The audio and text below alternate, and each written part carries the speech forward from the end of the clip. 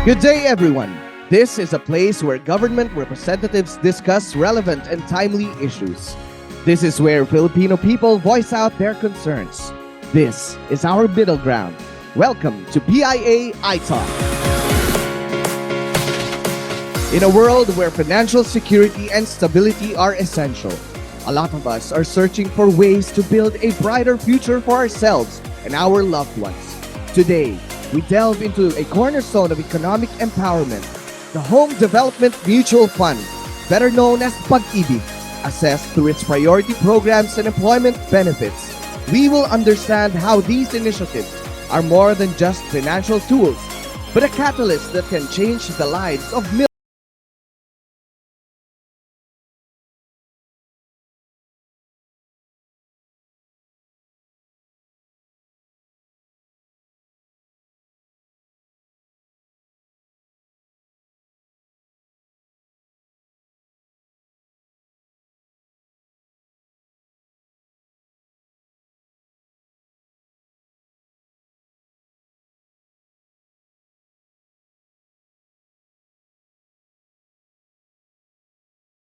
Na si Pag-ibig. Si Pag-ibig Fund, ang kanya pong official name ay Home Development Mutual Fund.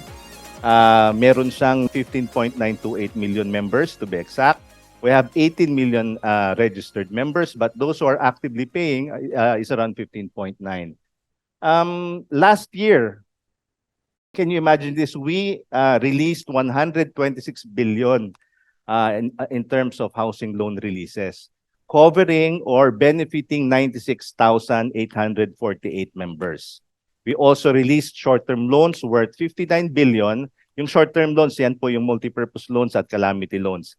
Yan po yung emergency financial assistance na binibigay ng Pag-ibig sa kanyang mga miyembro. 2.6 million po ang miyembrong nakinabang dyan.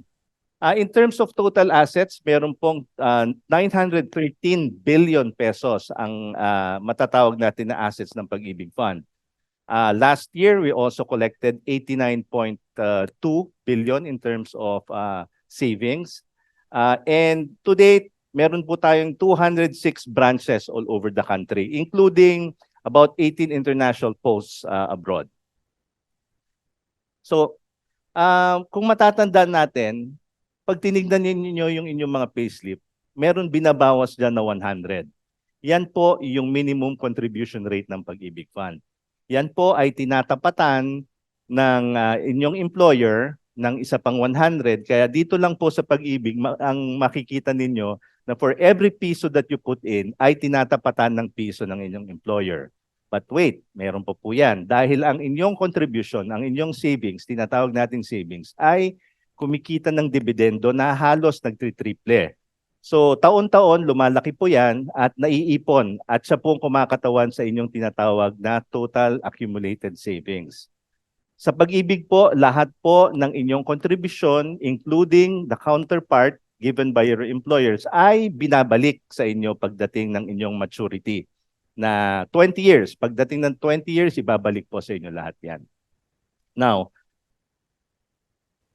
kaya nang binanggit ko po kanina, yung 100 ay naitatag noong 1986. So imagine the purchasing power of 100 way back in 1986. Sa amin pong pagtataya, based on the Consumer Price Index, yung 100 po noon, ang real value na po ngayon is around 11.55 pesos. So, bakit natin binabanggit? Nais ko pong ipakita sa inyo na kaya kailangan natin itaas ang contribution rate o i-adjust ang contribution rate upang may restore yung lost purchasing power ng inyong savings. Tandaan natin, ang inyong savings, ang inyong hulog sa Pag-ibig, yan ay binabalik sa inyo after 20 years dahil supposedly yan ay gagamitin nyo bilang some sort of a retirement fund. So isipin mo, what will 11 pesos do? Ano ang value ng 11 pesos upon maturity or after you reach 20 years? So, starting February 2024, nag-decide na po at pinayagan na rin na implement ng Pag-ibig Board of Trustees na iangat ang ating contribution rate from the present 100 to 200.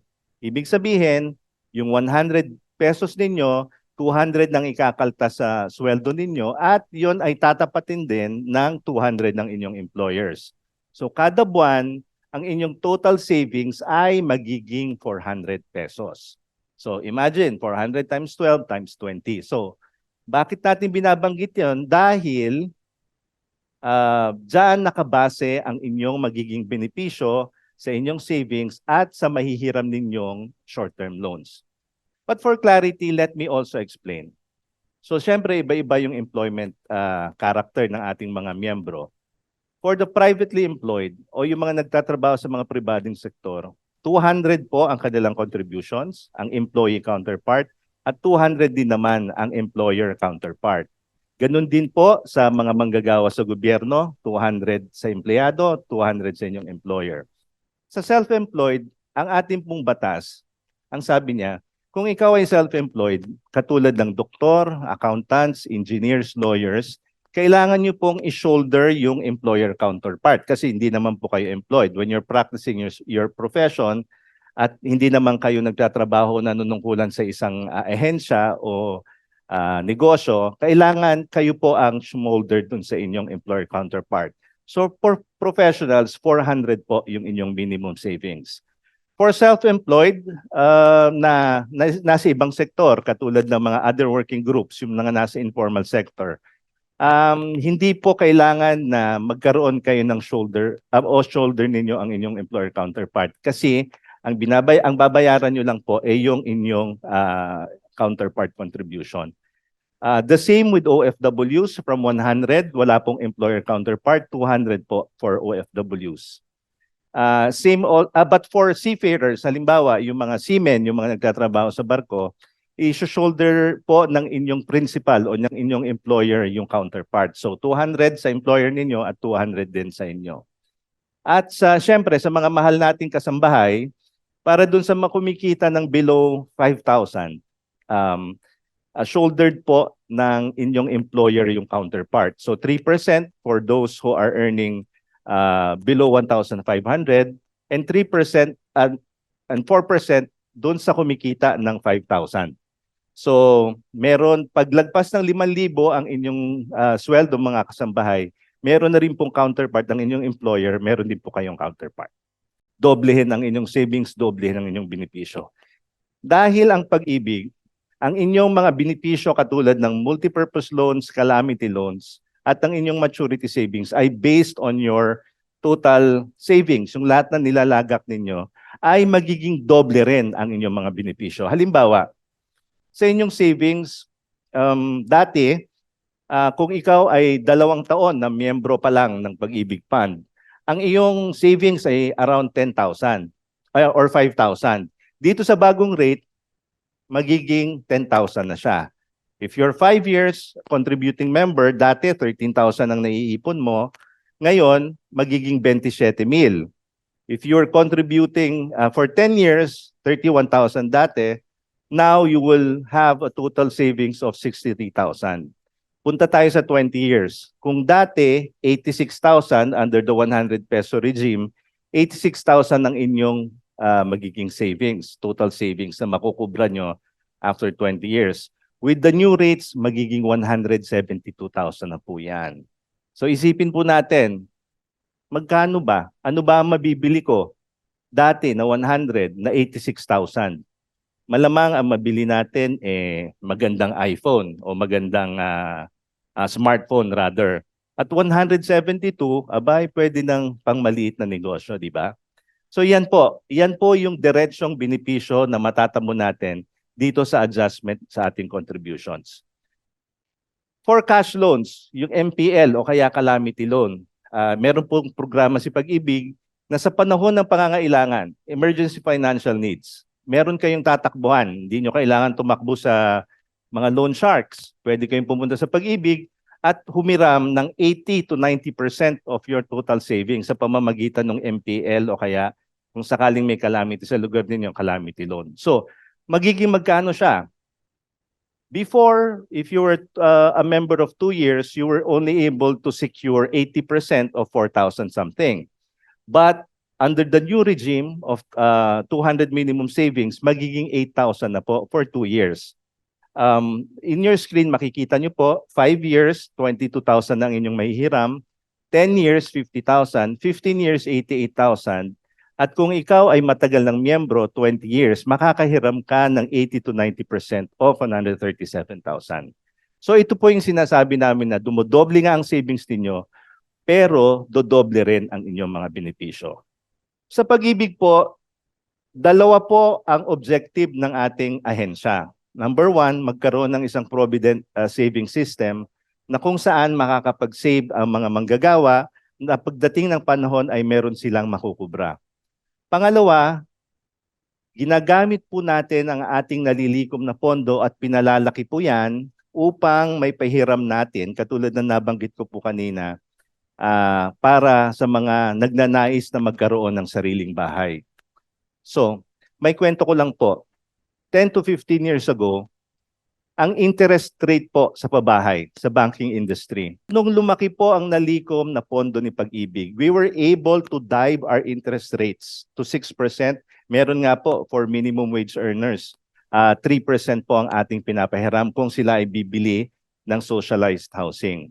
Bakit ko po sinasabi ito? Importante pong mabanggit ito dahil pag malaki ang pondo ni Pag-ibig, mas malaki po ang kanyang kapasidad na ma-maintain ang low interest rates ng Pag-ibig Fund katulad ng ating natatamasa ngayon. Nagsunuran po ang mga bangko sa 6% because hindi naman pwedeng mas mataas sila sa 6%, 7% dahil ika nga may competition. In that way, Pag-ibig Fund is able to use its financial capacity to influence interest rates for home loan mortgages.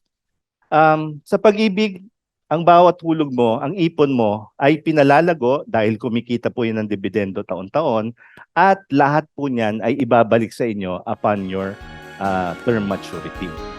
So yan po ang gist ng ating presentation ngayon. Maraming salamat po.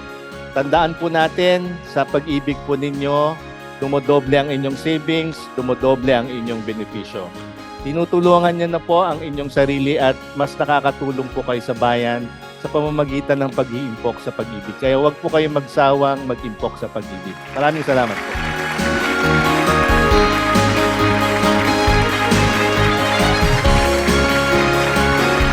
As we conclude our exploration of Pag-ibig's priority programs, we find ourselves at a crossroads between societal advancement and financial empowerment. Together, the increase in members' contributions, the adaptable multi-purpose loan, and the transformative housing loan create a story of opportunity, resiliency, and optimism. We've seen today that Pag-ibig is more than simply a fund.